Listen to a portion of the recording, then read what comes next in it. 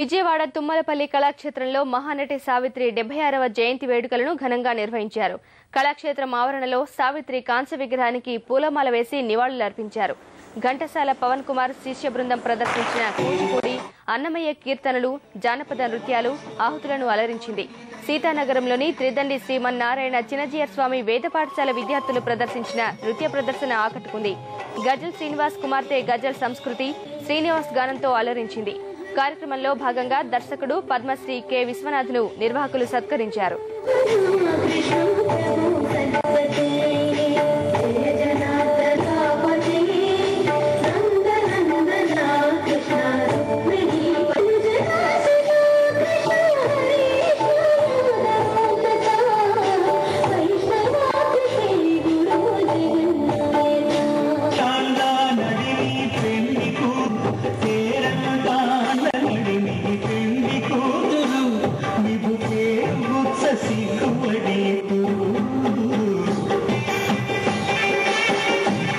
ಮದಗಿನ ಮನುಷ್ಯರಿ ಅಮ್ಮ ತಪ್ಪ ಬಡುತ್ತಾಯಿದು